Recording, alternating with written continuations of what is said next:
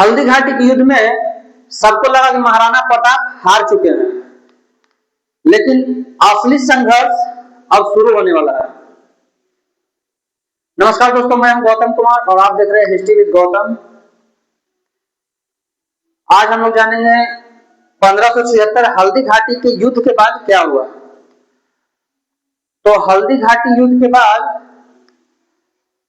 1576 के हल्दी घाटी युद्ध कोई निर्णायक युद्ध नहीं था। उस युद्ध में ना ही महाराणा प्रताप पकड़े गए थे और ना ही पूरा मेवाड़ खत्म हो गया था। हाँ, ये बात है कि मुगल सेना उस युद्ध के मैदान में मजबूत थे, लेकिन उस युद्ध से महाराणा प्रताप चले गए थे अरावली के जंगलों में, और वहां जाने के बाद उन्हें लगा कि मुगलों की इतनी बड़ी सेना से लड़ना अभी संभव नहीं है। तो उन्होंने एक पद्धति का इस्तेमाल किया, गोरिल्ला पद्धति। जैसे बाबर ने 1576 पानीपत के युद्ध में तुलगमा पद्धति का उपयोग किया था, उसी तरह इस युद्ध में अब महाराणा प्रताप गोरिल्ला पद्धति का युद्ध इस्तेमाल करते हैं। तो हम लोग समझते हैं गोरिल्ला पद्धति क्या है डिटेल्स में। देखते हैं यहाँ पे ये दो ठो जो ये लाइन है, ये दर्रा है और ये दर्रा के बगल से एक रास्ता गया। पहले दर्रा का जो नाम है, एक खमनौर और दूसरा गोगुंदा। दो दर्रा, एक खमनौर दूसरा गोगुंदा, और यहां से एक नदी पार हुई थी, इसका नाम है बनास नदी। यहाँ पे महाराणा प्रताप का सेना थे जो यहां से आगे बढ़ते हैं। ये दर्रा छोटी थी, तो इस वजह से एक साथ उसमें सैनिक आ नहीं सकते थे। तो यहां से जो अकबर के सैनिक थे आना स्टार्ट किया, और इधर से महाराणा प्रताप के सैनिकों ने अचानक इतना जोर से हमला किया कि इनके कुछ सैनिक दर्रा में ही दब के मर गए।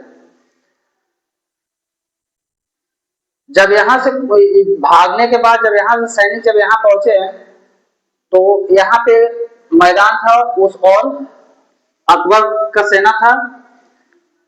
उस मैदान का नाम था बादशाह बाग।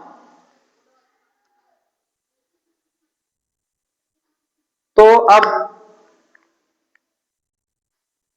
उस 1576 का जो युद्ध हुआ था वो कोई निर्णायक युद्ध नहीं हुआ था।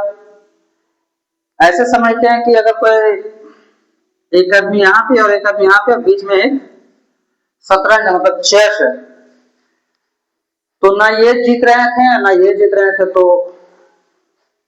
बोलते हैं ना कि मैच ड्रॉ हो गया।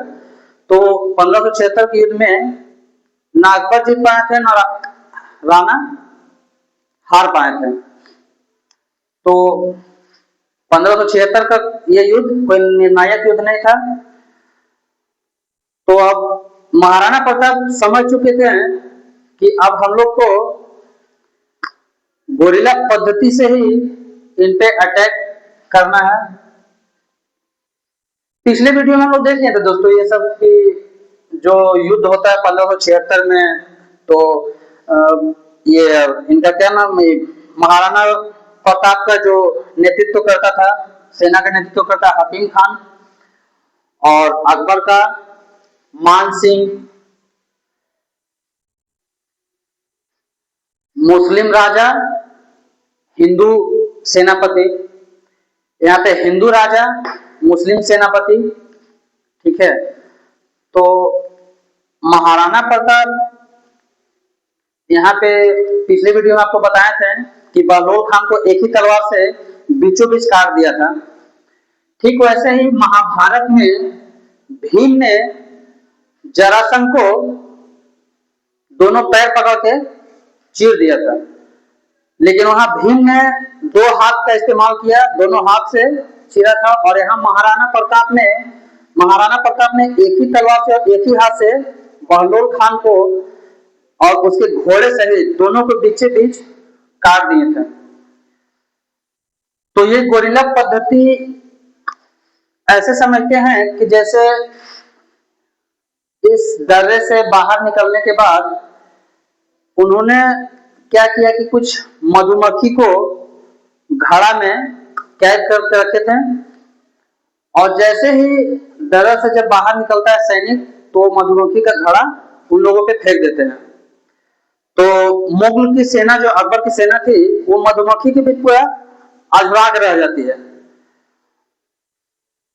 उसी बीच महाराणा प्रताप के सैनिक आते हैं, हमला करते हैं, मार के चले जाते हैं। ठीक है।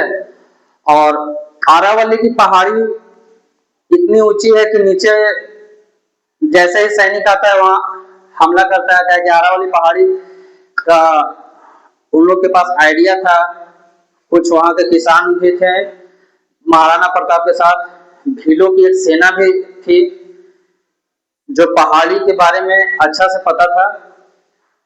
तो इस वजह से महाराणा प्रताप ने मेवाड़ के बड़े हिस्से को अपना कब्जा में ले लिया था, और छोटे छोटे किलों पे उन लोग हमला कर चुके थे। महाराणा प्रताप के सैनिक और महाराणा प्रताप ने मुगल सेना धीरे धीरे बहुत ऐसा था कि छोड़ के उन लोगों को जाना पड़ा। और अकबर भी समझ चुका था कि महाराणा प्रताप को हराना मुश्किल है। वो हल्दी घाटी का युद्ध में बताए थे कि उनका एक महाराणा प्रताप का हाथी था जिसका नाम था रामप्रसाद। रामप्रसाद को जब अकबर पकड़ के ले गया था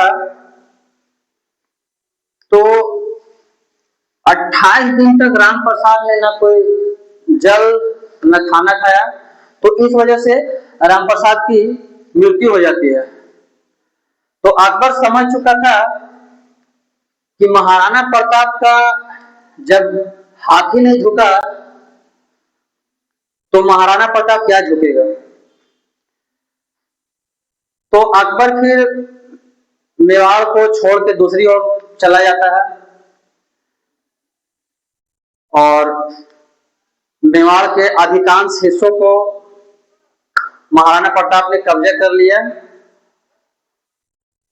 और आगे का वीडियो फिर देखते हैं, नेक्स्ट वीडियो कल देखते हैं।